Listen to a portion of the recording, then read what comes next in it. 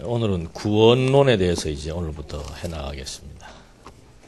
성경 디도서 3장 4절로 9절 보시겠습니다.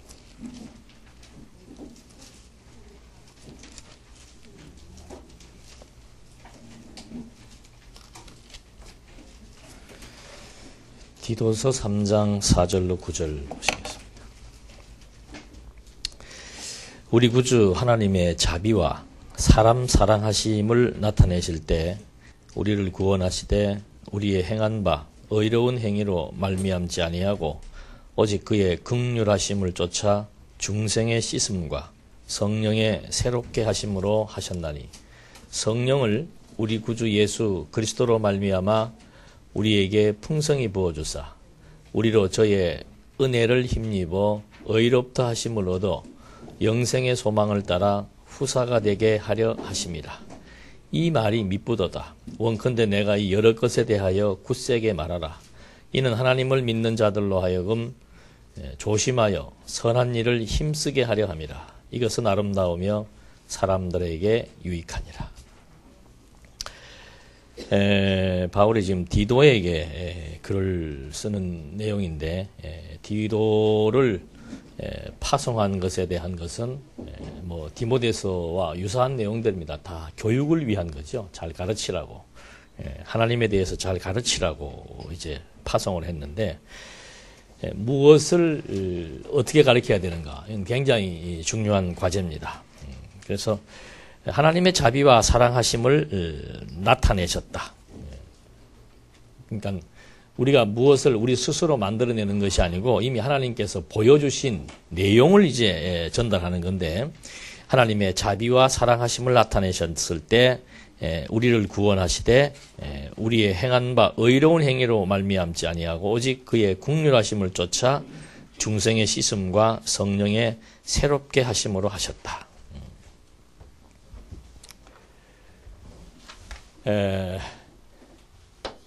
하나님의 자비, 사랑, 이걸 이제 나타내신 거예요. 근데 그 나타내신 바 내용은 뭔가 하면은 하나님의 자비와 사랑의 표현이 구원이란 얘기예요. 우리를 5절에 하나님 자비와 사랑을 나타내셨는데 하나님의 자비와 사랑을 표현하신 것이 뭔가 하면은 구원이다. 그 구원은 이것이 왜, 이 구원이 왜 하나님의 자비와 사랑의 표현인가 하면은 그 구원이 우리의 어떤 그 행위로 말미암지 않고 우리의 어떤 노력이나 우리의 어떤 삶이나 내가 어떤 것들을 보여주었기 때문에 하나님께서 우리를 구원하신 것이 아니고 오직 그의 긍휼하심을 쫓아 이 구원의 하나님의 자비와 사랑이다. 왜 그런가?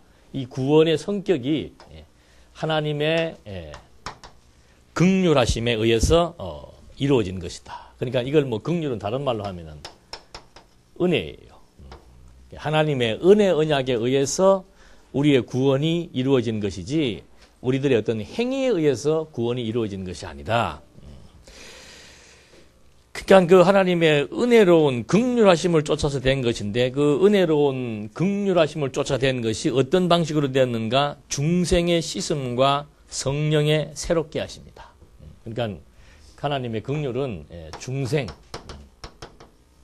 그리고 성령의 새롭게 하심, 뭐 같은 얘기죠. 중생이라고 하는 것은 거듭나고 다시, 그러니까 옛사람이 죽고 새 사람으로 다시 태어났다라고 하는 영적 기능을 의미하는 겁니다. 우리 육체야 뭐 한번 태어났으면 죽을 때까지 이걸 가지고 사는 거지만 사람들의 영혼은 태어날 때 영혼이 죽은 상태에서 태어났다. 근데 그 죽은 상태에서 태어난 영혼들을 하나님께서 인간의 어떤 그 태도나 행위와 상관없이 일방적으로 당신이 살리신 것이다.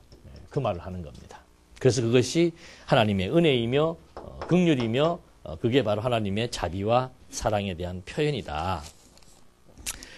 근데 그 우리를 지금 거듭나고 중생시키신 그 도구가 뭔가? 그게 6절에 보면은 성령을 우리 구주 예수 그리스도로 말미암아 우리에게 풍성히 부어주사 우리로 저의 은혜를 힘입어 의롭다 하심을 얻어 영생의 소망을 따라 후사가 되게 하려 하심이라. 그러니까 이 중생은 중생의 사역을 직접적으로 역사하는 게 바로 뭔가? 그게 이제 뭐예요? 성령의 역사다. 이거 성령의 역사로 말미암아 우리가 의를 입었다. 의인이 되었다. 칭이지요. 칭이. 의롭다 함을 입고 하나님의 후사가 되었다. 후계자지요. 하나님의 그 재산을 상속받을 수 있는 후사가 되었다. 이 말이 미쁘도다. 8절. 이 말은 뭐예요? 미쁘다는 말은 뭐예요? 진실하다, 진리다 그 말이에요. 이 말은 불변의 진리다. 원컨대 내가 이 여러 것에 대하여 굳세게 말하라. 이제는 디도에게 하는 말입니다. 그러니까 이 복음의 내용이에요. 복음이란 이것인데 이거에 대해서 이건 진실한 얘기고 진리이기 때문에 굳세게란 말은 확신을 갖고 얘기해라 이 말입니다. 흔들리지 말고 어떤 이론으로 공격을 해오더라도 절대 위축되거나 흔들리지 말고 굳세게 확신을 갖고 얘기해라. 왜? 사실이니까. 사실이고 진리이기 때문에. 그 이유는 거기입니다. 이는 하나님을 믿는 자들로 하여금 조심하여 선한 일을 힘쓰게 하려 함이라. 그러니까 이 비밀을 깨닫게 하시는 그 결론적 의미는 뭔가? 뭐 하게 하려는 거예요? 여기 지금 보입니까? 안 가려요? 네. 선한 일. 네. 선한 일에 뭐 하게? 힘쓰게. 그러니까 우리나라 사람들 요즘에 과체중이 많고 또 과체중이 있는 사람들이 주로 뭘 싫어해요? 운동을 힘쓰는 걸 싫어해요. 네. 그러니까 이제 고혈압, 당뇨가 생기는 거죠. 신앙도 똑같아요. 그러니까 그 교회가 우리의 가정을 똑같이 축소시켜 놓은 것처럼 신앙도 우리의 그 어떤 신체 리듬이나 우리의 어떤 생활이나 우리의 어떤 건강학이나 하고 다 연결되는 얘기입니다.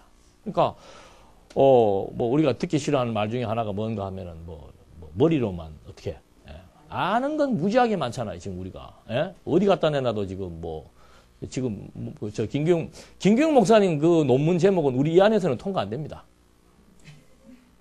그건 통과될 수가 없는 거예요. 왜? 왜? 그거 다 아는데 아브라함 1장 28절이 뭐예요? 하나님의 나라인 교회에 대한 약속이잖아요. 그게 누구를 통해서 이루어진 거예요? 그거 중고등부 애들 알아요? 몰라요? 근데 그걸로 박사학위 줄 수 있나? 그거 전부 박사님들이에요, 다. 근데 지금 진짜 박사님들은 또 뭘 몰라요? 우리는 박사의 원조라면은 거의 이제 진짜 박사들, 세상적인 박사들인데 그분들은 뭘 몰라요? 우리 중고등부 애들이 알고 있는 그 진짜예요. 이거 진짜 여러분들이 한번 보셔야 돼. 그걸 지금 몰라가지고 몇 마디 잠깐 해주니까 깜짝 놀래가지고 그거 좀 우리가 들어보자 그러면은. 근데 우리는 그렇게 막 일반적인 어떤 이론적인 체계는 많이들 갖고 계시는데 취약점이 뭐예요? 취약점이 움직이는 걸 싫어해요. 입 운동만 하려고 그러지 몸 운동을 이거 싫어한단 말입니다. 그래서 교회가 병드는 거예요. 그리고 본인이 생각을 해보십시오. 내가 지금 자꾸 이렇게 막 비만, 당뇨, 막 고혈압 오면은 기분 좋아요, 나빠요? 나쁘죠. 똑같은 거예요.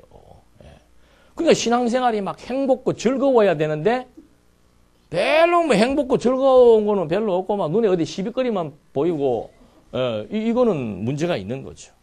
그래서 그 디도서는 지금 신약 성경 거의 후반부에 나오는 겁니다. 그러니까 벌써 이런 엄청난 진리, 이 확실한 이 진리, 이걸 디도한테 가감없이 기탄 없이 가르쳐라. 왜? 교인들이 뭐 해야 되니까? 운동해야 되니까. 선한 일에 힘쓸 수 있는. 저쪽으로 놓으시고 저쪽으로 서서 하셔야지. 물안이. 저 떨어질까봐. 내가 권사님을 불안하게 할 수는 없는 거지.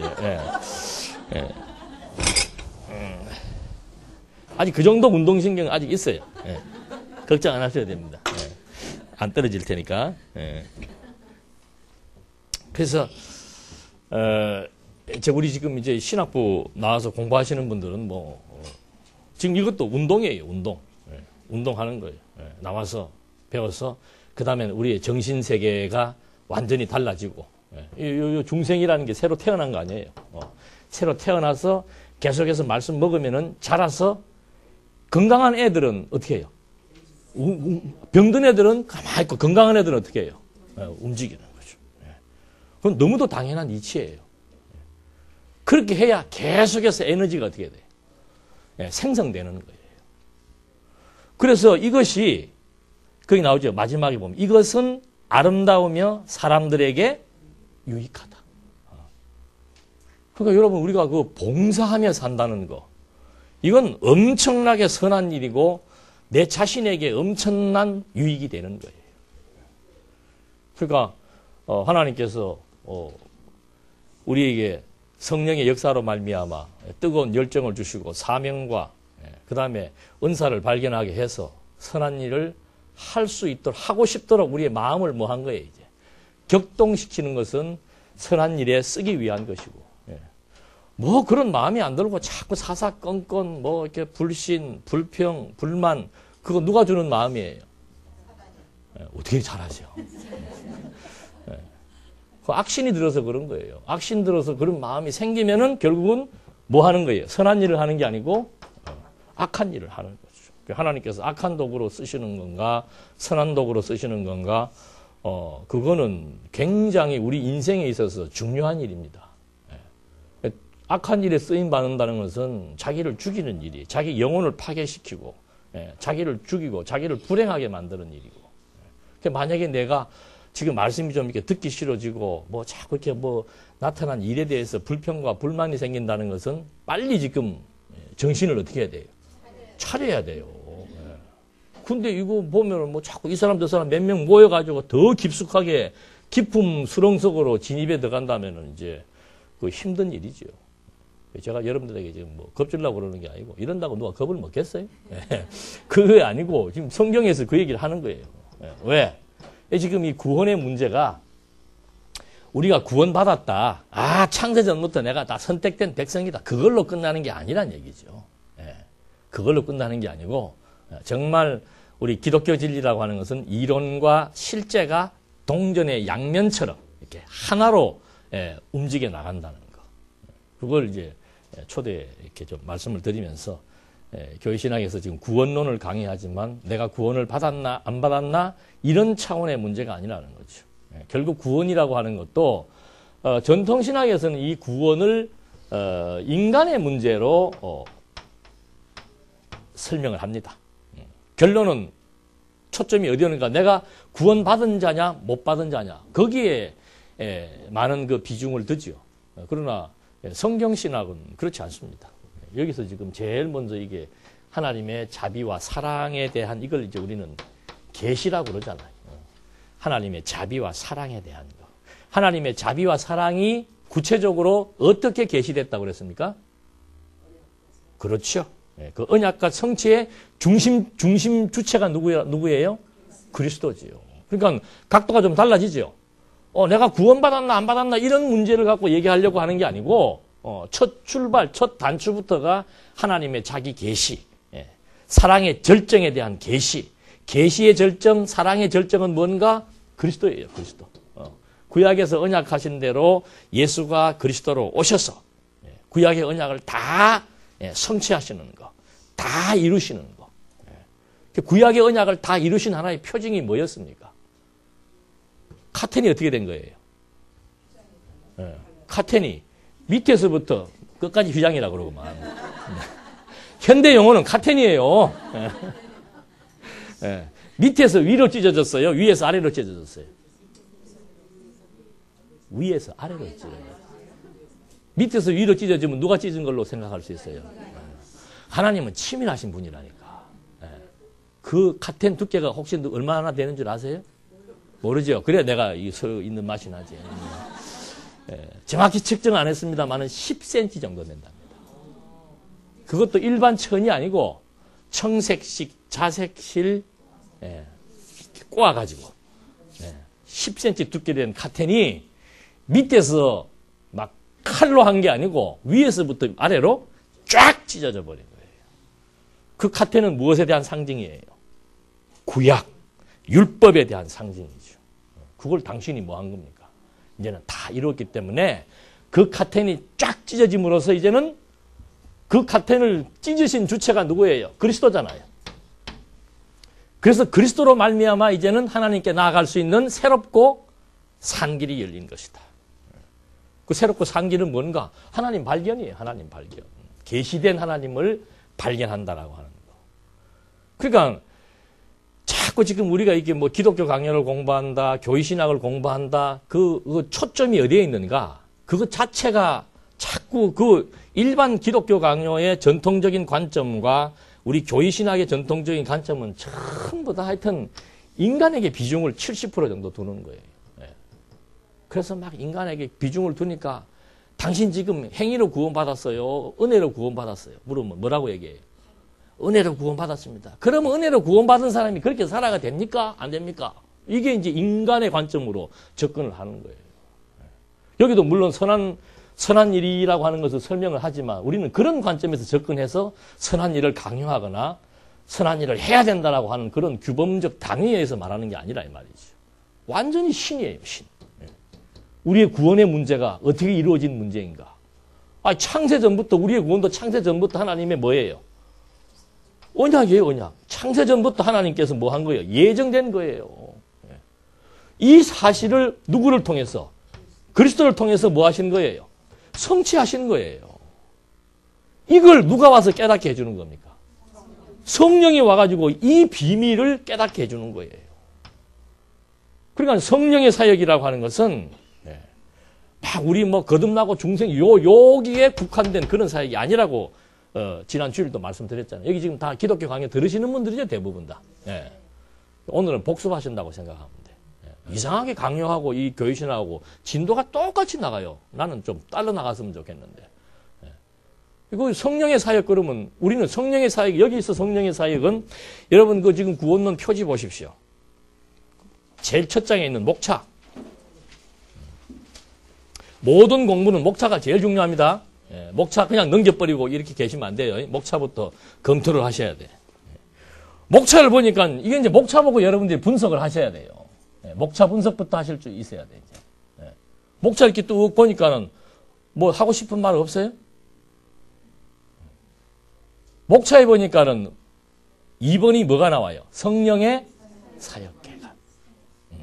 그러면 이 말은 무슨 의미를 담고 있는 겁니까? 성령은 무슨 사역을 하기 위해서 인간을 구원시키기 위한 사역으로서의 수단으로 지금 여기다 성령의 사역을 뭐 한 거예요? 집어넣은 거죠. 우리는 성령이 왜 왔어요? 깨닫게. 무엇을? 무엇을 깨닫게? 최고구만. 이 말을 신학교 가서 아무리 물어도 답할 수가 없어요. 무엇이 없기 때문에. 우리는 눈만 감아도 외울 수 있는 언약과 성취라고 하는 구조가 없기 때문에. 그러니까 오순절 성령 그러면 여러분들은 무슨 생각이 나요? 그러면 안 되는데. 오순절 온 성령은 자, 이 성령이 왜 온 겁니까? 누구의 약속에 의해서? 그리스도의 약속에 의해서. 그리스도가 성령을 왜 보내겠다고 그랬어요? 요한복음에 나오잖아요. 그가 오면은 모든 것을 뭐 할 것이다, 이제는. 가르치고, 생각나게 할 것이다. 그 모든 것의 핵심은 뭐예요? 주는 그리스도시요. 살아계신 하나님의 아들에 대해서 가르치는 선생이 성령이란 말입니다. 그러니까 오순절날 와가지고 언제까지? 다시 이분이 오실 때까지 성령이 우리와 항상 함께해서 무엇을 가르치는 거예요? 주는 그리스도시요. 살아계신 하나님의 아들이라는 사실을 가르치는 것이 성령의 사역이에요. 근데 여기는 지금 성령의 사역을 어디에 국한시킨 겁니까? 인간의 구원에 국한시킨 거예요. 요거 시키는 거예요. 부르시고, 여기 지금 보니까 뭐가 나와 있어요? 뭐 신비적인 뭐 보통은혜라고 하는 말은 뭐 그리스도의 구속을 얘기하고 신비적 연합으로 시켜서 그 다음에 이제 본격적으로 부르심, 중생, 회심, 신앙, 칭의, 성화, 견인, 이게 전부 인간 구원의 서정을 지금 설명해 주고 있는 거예요. 그러니까 기껏 해봐야 성령은 하는 일이 뭔가? 타락한 인간 뭐 하기 위해서? 네. 그러니까 차이가 많이 나요, 안 나요? 엄청나게 나는 겁니다, 이게. 그래서 일반 전통신학을 이제 좀 격하게 얘기를 하면은 인본주의라고 얘기를 하는 거예요. 왜? 타락한 인간 구원이라는 것이 신학의 흐름인데 모든 초점이 어디에 모여 있는 겁니까? 인간의 구원, 인간을 위한 신학 아니에요. 인간을 위한 학문 아니에요. 그러니까. 그래서 그걸 우리는 인본주의 신학이라고 얘기하고, 성경신학은 뭔가? 모든 것들이 다 인간의 구원도 결국은 하나님의 언약을 성취하셔서 하나님이 여호와의 심을 드러내고 깨닫게 하기 위한 계시적 사건이라고 하는 거예요. 그러니까 성경에 나와 있는 모든 사건들은 전부 계시입니다. 그것이 인간이든 만물이든 뭐 어떤 사건이든 역사든 상관이 없이, 그런 맥락에서 봤을 때 이 전통적으로 얘기하고 있는 이 구원론이라고 하는 이 목차만 봐도 우리 신학, 성경 신학적 관점에서 봤을 때 이 목차가 확실히 문제가 있구나. 그리고 성령의 역사를, 이 성령의 역사를 성경대로 보면은 뭐 성령의 사역은, 예수님이 가시고 난 뒤 이후에 오신 성령의 사역은 철저하게 그리스도에 대한 증거 사역이에요. 그러니까 예수님이 가시고 성령이 오셔서 하시는 일을 우리는 구조적으로 성령의 뭐라고 얘기했어요? 성취다. 요런 말을 우리는 다 놓치면 안 돼요. 성령이 온 것이 무엇이다? 성취다. 성취를 얘기하려면 앞에 뭐가 붙어 있어야 돼요? 언약이. 그러니까 성령은 언약에 대한 성취인데 누가 무슨 언약을 한 것에 대한 성취인가? 그리스도가 무슨 언약이에요? 자기에 대해서 뭐 하는 거? 증거하게 하는 그 일을 성취하기 위해서 성령이 오신 것이다. 그러니까 그걸 구체적으로 우리가 구조적 신약의 구조에서 보면은, 자, 성령의 성취인데 그 방법이 세 가지라고 그랬죠? 첫째는 뭐예요? 아니죠. 성령의 성취가 세 가지 방법으로 지금 드러나요. 예?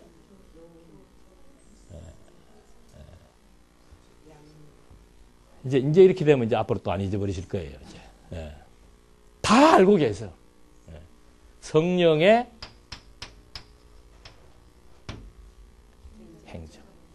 성령의 행적 다음에 뭐예요?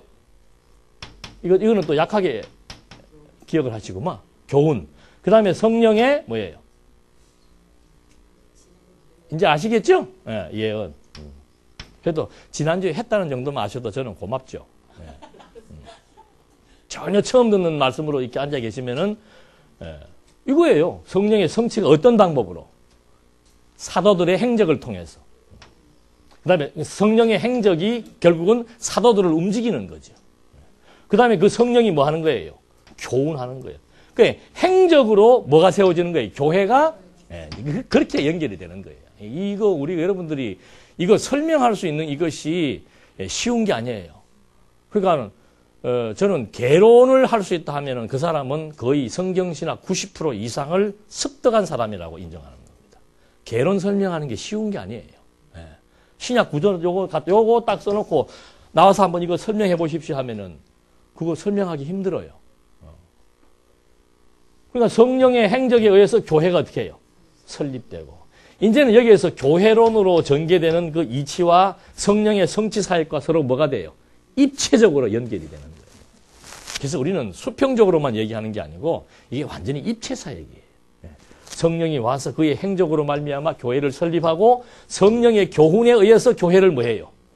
양육하고 무장하고 투쟁하게 하고. 그리고 최후의 교회가 승리할 것을 성령이 뭐 해주는 거예요? 예언해 주는 거죠. 그 제가 전에 한번 인도 가가지고 이 신약 구조를 이렇게 설명하면서 이런 논조로 설명을 하니까는 막 눈들이 이만해지더라고요.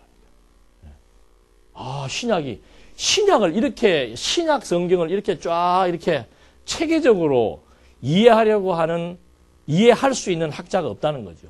그렇게 보기는 봐야 되겠다는 건데, 그렇게 보기는 봐야 되지 않겠나 그러는데, 뭐 어떤 원리에 의해서 이걸 이렇게 봐야 되는지에 대해서는 아직도 신약에 대해서는 구약도 아직 못 했는데, 구약에서 자손 땅 통치에 의해서 구약의 역사서가 일관된 체계를 갖고 있다는 사실을 아직도 지금 발견하지 못해서 우리 김규영 목사님 가서 지금 그것만 이렇게 얘기해주고 있는 상태이기 때문에 신약은 더더욱이 이거는 난감하죠. 그래서 이 신약에 넘어와서 사도행전부터 계시록까지는 이제 신약 성경을 어떤 식으로 구성을 해서 공부들을 학자들이 연구들을 하는가 하면은 저자 중심이에요. 저자 중심. 바울이 쓴 것만 따로 쭉 뽑아가지고 바울 서신. 그 다음에 또 바울이 쓴 것 중에서 목회와 관련된 것을 목회 서신, 디모데 전후서, 디도서, 빌레몬서, 이게 이제 목회 서신으로 장르를 구분해버리고, 안 그러면 이제 사도 요한이 쓰고 베드로가 쓴 것을 공동 서신이라고 그래요.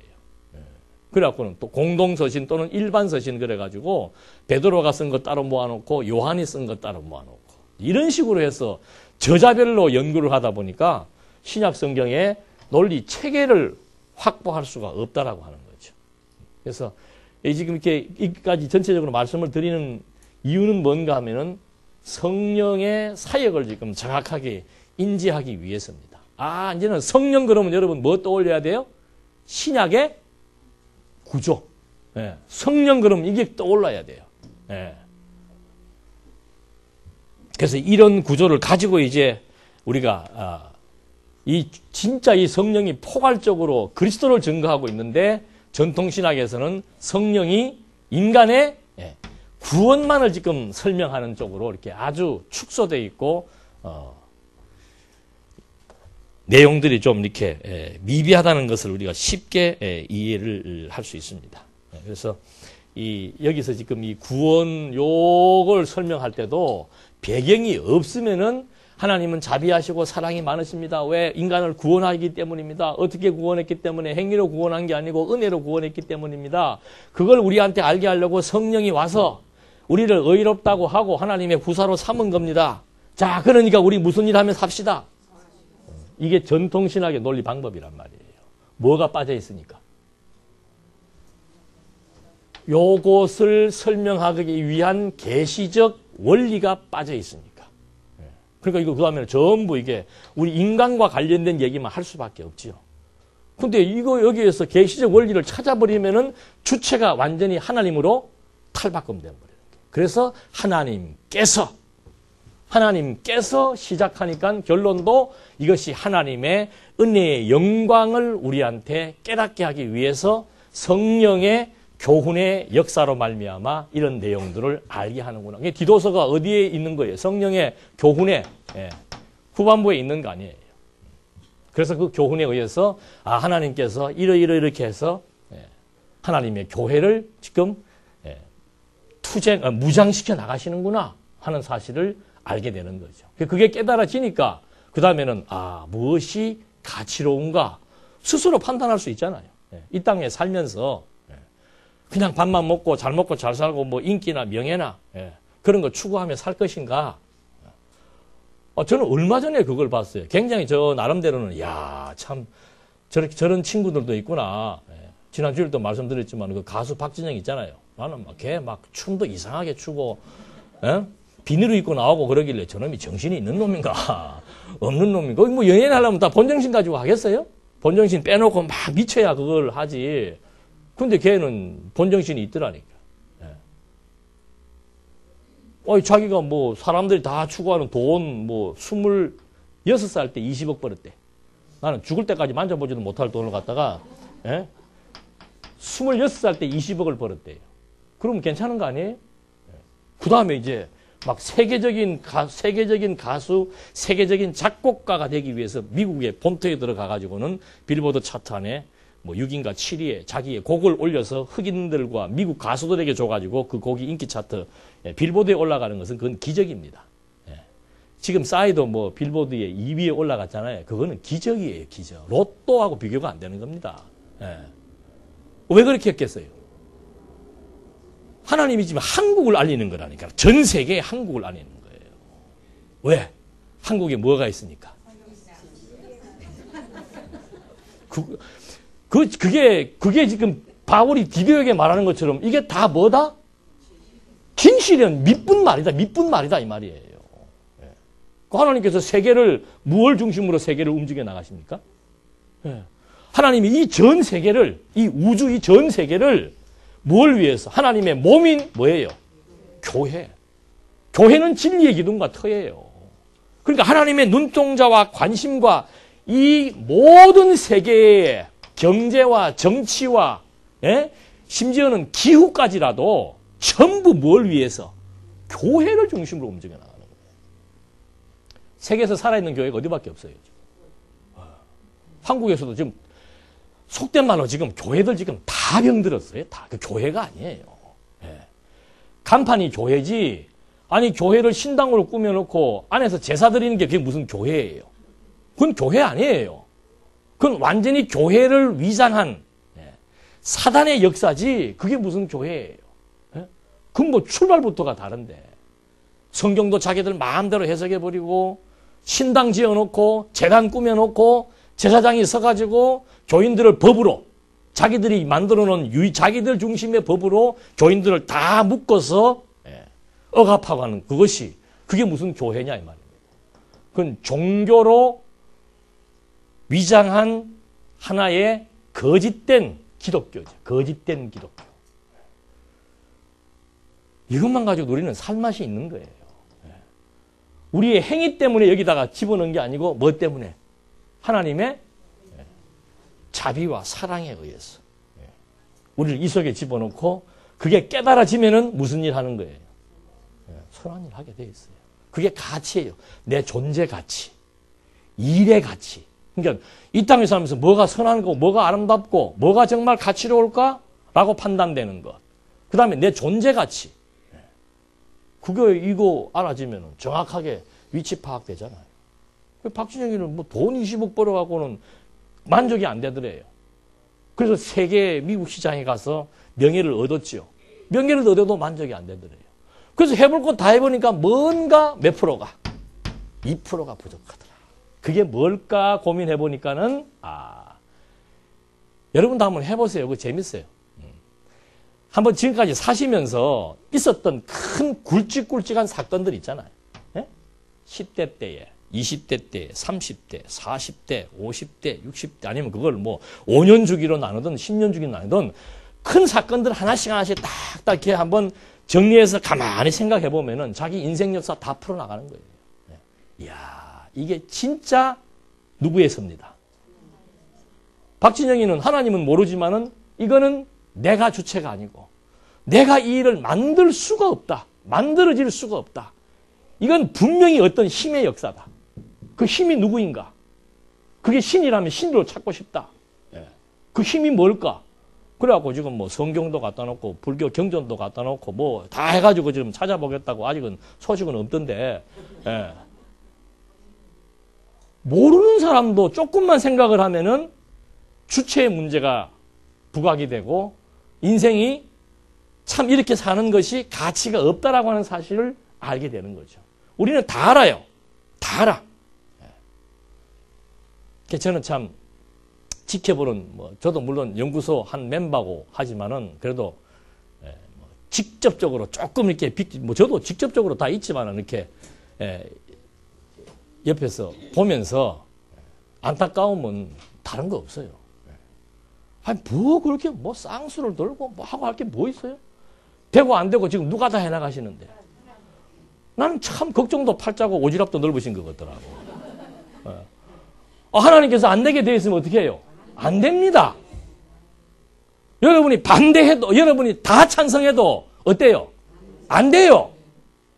하나님이 되게 하시면은 다반 어떻게 잘하세요? 옆에서 흥분하시는 분들 있으면 얘기해 드리세요. 흥분할 일 아니라고. 당신 그 흥분하는 것 자체가 벌써 몸 상하게 만드는 일인데. 아니 그 선한 일을 지금 우리가 보는데.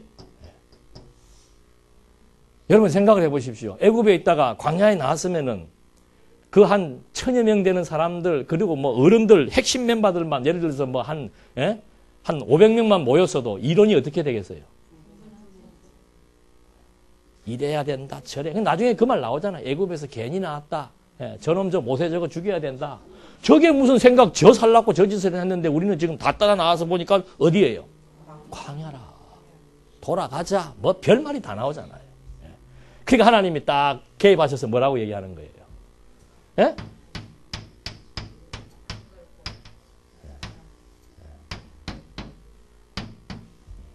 이거는 손 놓고 가만히 있으라 그 말이 아니에요. 하나님의 섭리해 나가시는 그 역동적인 역사의 흐름을 관찰해라 그 말입니다. 1절만 하고 많은 게 지혜로운 사람이에요. 1절만 하고. 우리 주일날 봤잖아요. 유다 보십시오. 1절만 하면 말면 되는데 막 하다 보니까 뭐 다 나오잖아 다. 되는 것도 하나님의 뜻이고 안 되는 것도 하나님의 뜻이고 다 없는 것도 하나님의 뜻이고 어떻게 해요? 다 세우는 것도 하나님의 뜻이고. 우리 그거 모르시는 분 있어요? 네. 선한 일. 선한 일. 오늘 저는 변호하려고 그러는 게 아니고 그냥 여기 지금 나오니까 말씀을 드리는 거예요. 주일날 그 첫 시간에 조금 이런 얘기 조금 얘기하니까 분위기가 쏴해지더만. 그럴 필요 없어요. 저 역시도 무슨 다른 어떤 단정이 뭐 있어요. 대가 나가는 대로 하나님께서 그 일에 나는 이렇게 써주시고 저분은 저렇게 써주시고 써나가시는 대로 하나님이 해나가되 중요한 거는 뭐예요? 선한 일에 지금 써나가시는가? 그렇지 않으면 어떻게? 악한 일에 써나가시는 거. 그것만 판단하면 되죠. 무서운 일이죠. 무서운 일. 그래서 정말 우리가 그 구원 사역을 통해서 하나님의 존재를 확증하게 되면은 제일 먼저 오는 것이 하나님 앞에서의 이게 자비와 사랑 안에 내가 지금 이 대열에 섰다는 것이 내 존재감 아니에요. 존재감. 내 존재같이 발견하는 거 아니에요. 내 쓸만해요, 안 쓸만해요? 자기가 자기를 못 살아가면서 남으로부터 사랑받으려고 그러도 안 되죠. 남을 사랑할 수도 없고. 뭐 인간적으로 봤을 때는 별 볼일 없을 줄 모르지만 하나님은 그래도 하나님 앞에서 나는 뭐예요? 쓸만하고 존재 가치가 있다니까. 그게 바울이 거기에 녹아난 거 아닙니까? 인간적인 판단은 죄인의 개수고 정말 쓸모없는 인간이고 대적자였는데 하나님이 바울을 어떻게 해요? 귀서 선한 일에 써주신다는 것이 먹을 때도 참 잘 때도 굶을 때도 매 맞을 때도 감사한 거죠. 감사한 거. 그 힘으로 사는 거예요. 그게 바울의 존재 가치죠. 우리도 똑같아요. 그 다음에는 일에 대한 판단이에요. 무슨 일이 가치로운 일인가. 그럼 쉽죠. 그래서 지금 구원론은 구원에 국한된 것이 아니고 우리의 입장에서는 정말 신적 계시의 어떠한 신적 계시를 통해서 구원이라고 하는 것이 하나님의 언약과 성취 맥락 속에서 어떤 관계가 있으며 그 관계를 통해서 발견되어지는 나, 정말 위치가 어디인가, 그걸 우리는 여기에서 파악을 해볼 수 있다는 겁니다. 그래서 목차에서 봤을 때 지금 일반 교회신학의 전통 교회신학에서는 신론, 인간론, 기독론, 그 다음에 구원론, 그리고 교회론, 종말론 나가는데 성령론이 없어요. 성령론이. 그냥 그 사람들의 성령론은 요 구원에 국한시켜서 성령의 사역을 설명하는 것으로 끝나게 되는 거죠. 그래서 지금 이제 이 목차를 보게 되면 이제 전부 구원에 대한 서정들만 쭉 이렇게 설명이 되어 있습니다. 이제 장을 넘기면은 구원론에 대한 전반적인 개요, 구원론과 앞 항목들과의 관계입니다. 이거는 볼코업이 아주 그 학문을 하는데 기본적인 소양이에요. 학문이라고 하는 것이 무엇을 했을 때는 반드시 그 앞의 내용과 연결시켜서 맥락적으로 이해를 해야 되는 거예요. 그러니까 우리 성경신학의 그 특징 중에 하나는 뭔가 하면은 어떤 사건이라도 어저께 우리 아랫게 공부했습니다만 요셉이 총리되는 사건, 이걸 요셉의 총리되는 사건 하나만 가지고 보면은 어떻게 해야 성공할 수 있는가? 어떻게 해야 총리될 수 있는가? 요셉은 꿈을 포기하지 않았습니다. 요셉은 감옥에 가 있어도 꿈을 포기하지 않았습니다. 끝까지 꿈이 꿈대로 될 것을 믿고 어떻게 한 거예요? 예, 그렇게 나오는 거예요. 뭐가 없으니까? 맥락이 없으니까. 이 맥이에요, 맥. 흐르는 맥. 그래서 이 총리된 사건의 총리 사건 자체만 바라보게 되면 주관적 해석을 할 수밖에 없고 다양한 이론이 나올 수밖에 없죠. 그러나 성경신학적 원리에 의해서 이걸 보게 되면은 전부 이거예요. 언약과 성취예요. 언약과 성취. 구약은 구약 안에서의 언약과 성취고 신구약 전체를 봐도 언약과 성취고 영원한 세계 안에서도 영원한 작정과 영원한 성취고 그게 하나님 자기 계시의 아주 그냥 핵심적인 방법이란 말입니다. 그러니까 요셉이 총리된 거 하나님이 언약했어요? 안 했어요? 어떤 방법으로? 왜? 쉽잖아요. 그래서 이걸 수학적 논리라고 얘기하는 거예요. 꿈으로 언약했는데 처음에는 그 꿈이 안 이루어지는 것 같았잖아요. 어디로 집어넣으니까? 애매한 누명 쓰고 감옥 가고 그러니까 이거 뭐 꿈이 맞나 안 맞나라고 의심할 수 있는데 감옥에 가가지고 이제 꿈을 통해서 하나님이 뭐 하는 거예요? 역사하잖아요.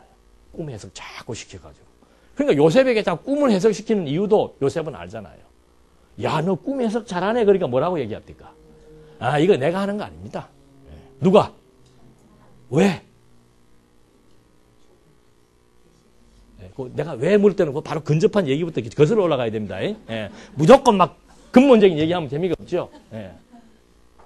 요셉에게 왜 자꾸 꿈 해석을 시켜주는 거예요? 요셉으로 하여금 뭐에 대한 확신을 주시려고? 하나님이 지금 너한테 한 그 꿈은 반드시 이루어진다, 안 이루어진다? 그 증거를 지금 하나님, 이게 얼마나 치밀한 줄 모릅니다. 하나님의 섭리가 꿈도 꾸게 해놓고 어느 날 갑자기 툭 이루어져 버리면 그걸 전부 다 요행이라고 그러지. 하나님이 하셨다고 안 믿단 말입니다. 그러니까 꿈으로 언약했으면 꿈이 이루어진다는 사실에 대한 증거를 지금 그걸 이제 우리는 표징이라고도 얘기를 하지요. 계속해서 주는 거예요. 근데 요셉은 계속해서 꿈이 이루어진다는 사실에 대한 표징을 꿈 해석을 통해서 주는 거예요. 그 요셉은 시간이 가면 갈수록 이 꿈은 이루어진다, 안 이루어진다? 확신이 더 생기는 거죠. 그러니까 뭐 요셉의 꿈꾼 그대로 요셉은 총리로서의 성취. 형들은 어떻게 해요? 무릎을 꿇는 것으로서의 성취. 근데 그거를 한 부분 빼내가지고 형들이 막 그 뭐 죄지어서 잘못해갖고 무릎 꿇는 그것만 클로즈업시켜버리면은 하나님이 드러나지가 않죠. 죄지은 인간은 말로가 이렇다 뭐 이런 말부터 시작해가지고 막 별말이 다 나오는 거예요. 근데 이 맥락이 딱 있고 구조가 있으면은 아, 형들이 무릎을 꿇는 것은 뭐다? 꿈의 성취로 말미암아 하나님은 누구시다? 이게 논리란 말입니다. 논리. 여러분 논리 공부 열심히들 하시잖아요, 요새. 이게 이 논리 적용시키는 거예요. 그러니까 어릴 때부터 성경 공부하면은 뭐 논술학 따로 이렇게 안 해도 성경 자체가 뭐예요? 기가 막힌 논리고 논술이라니까. 근거 제시해 주지. 제시된 근거를 순간순간마다 다 연결시켜서 다양한 방법으로 입증시켜 주지. 마지막 결론에 가니까 진짜로 그 언약대로 어떻게 해요? 쫙 이루어지지. 그래서 답이 막 하나의 답으로. 사건은 수천 가지, 수백 가지인데 답은 뭐예요? 그래서 이게 멋있는 거란 말입니다. 이 수천 가지의 사건과 수천 년의 역사가 하나의 답으로 딱 응집될 때 거기에서 폭발력이 나오는 거죠. 여러분 종이 태울 때 우리 뭐로 태워요? 렌즈로 태우잖아요. 렌즈가 빛을 어떻게 합니까? 이 우주에 있는 빛을 요 렌즈가 어떻게 해요? 다 모으는 거예요. 그러니까 거기서 뭐가 나타나는 거예요? 불이 일어나는 거예요. 이거예요, 이거. 이게 이제 막 자꾸 공부를 해서 확인을 많이 해야 우리 공부하는 이유는 이거 확인하는 거예요. 수만 가지의 모든 것들이 하나로 딱 모아졌을 때 거기에서 막 폭발적인 에너지가 나오는 거죠. 그걸 우리는 기라고 얘기하는 거예요. 생기. 그러니까 다 할 수 있어. 건강학도 할 수 있고, 뭐, 5만 가지 지금 다 설명할 수 있다니까, 이것만 가지. 아니, 살아있는 기가 지금 이 성경의 언약 성취사적 성경 신학을 통해서 살아있는 기가 지금 여기 충전되니까 에너지가 여기서 나타나요, 나타나요? 뭐로 나타나는 거예요? 뜨거움, 열정에 의해서. 살아도 어떻게? 그것까지 진도 나가지 맙시다. 그래서 구원론과 앞 항목들과의 관계라고 하는 것은 제일 중요한 것이 맥락입니다. 맥락. 그 맥락을 설명하려면은 반드시 구조가 있어야 되고 그 구조는 원리에 의해서 구축된다라고 하는 거. 그게 기본이에요. 근데 여기서는 지금 보니까는 벌크업은 구원론과 앞 항목들과의 관계에서 제일 먼저 드러내는 게 뭐예요? 죄인을 드러내잖아요. 죄인을. 그 페이지, 그 다음 페이지 넘어가세요. 목차 그 다음에 넘어가시면 돼요. 제일 첫 번째 뭐가 나와요? 죄인이 나온단 말입니다. 이제 조금 이제 이게 안 좋은 냄새가 나죠. 이래서는 안 되는데, 왜 죄인이 나올까? 죄인이. 왜 죄인이 나올까? 구원론을 설명하는데. 우리는 지금까지 구원론 설명하기 위해서 뭐가 나왔어요? 창세전 하나님의 작정, 언약, 선택, 예정, 완전히 하나님의 계획으로부터 구원론을 끌고 가는데 벌크업은 무엇으로부터? 타락한 인간의 죄의 상태로부터 구원론을 개진하려고 한다는 거죠. 그래서 이것이 인간의 신학이 되고 성경 신학은 뭐예요? 신적 계시에 의한 신본주의 신학이라는 것이 너무도 명백하게 드러나는 거라 이 말입니다.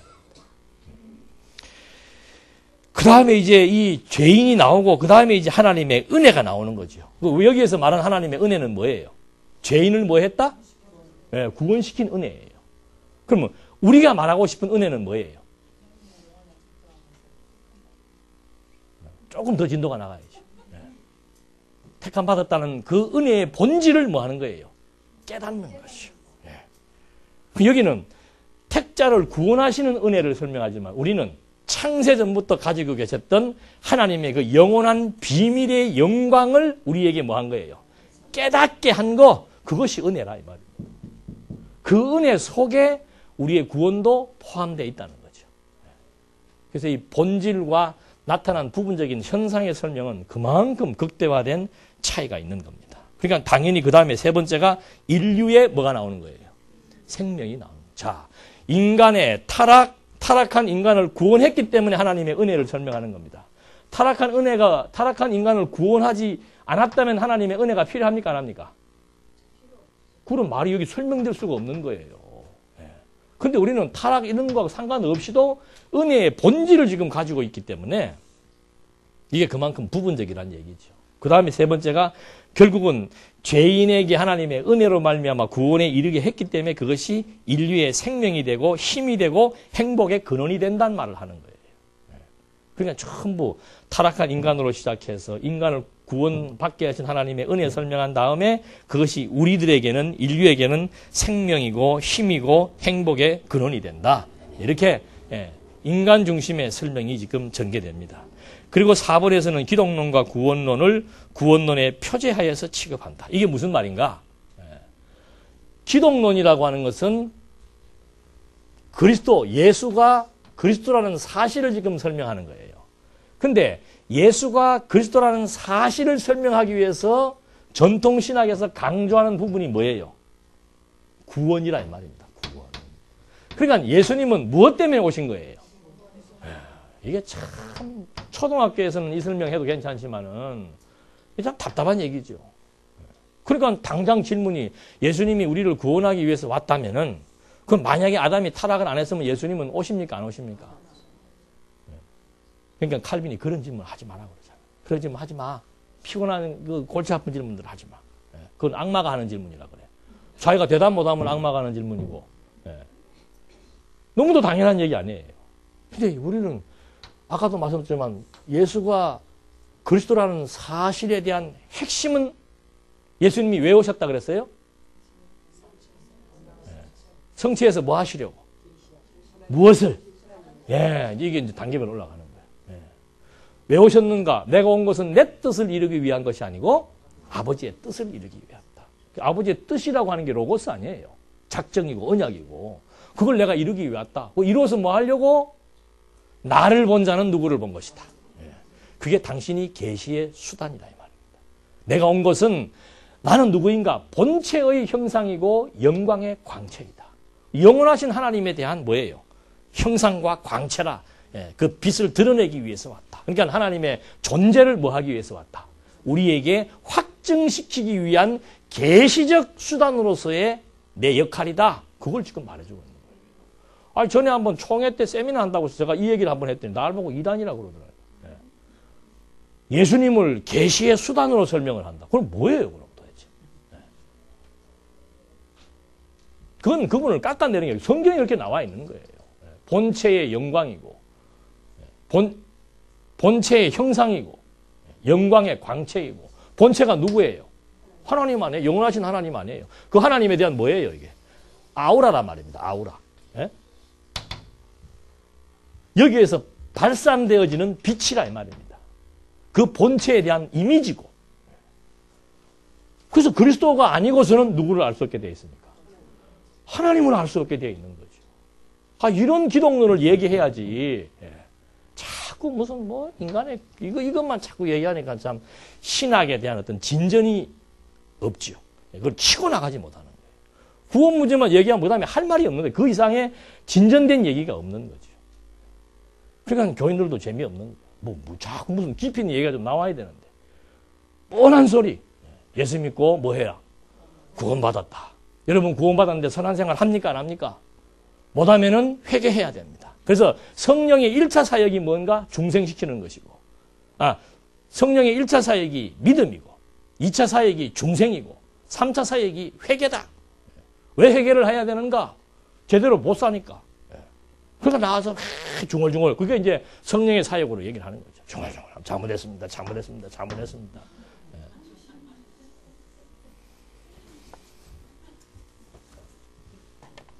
좀 쉬었다 하십시다.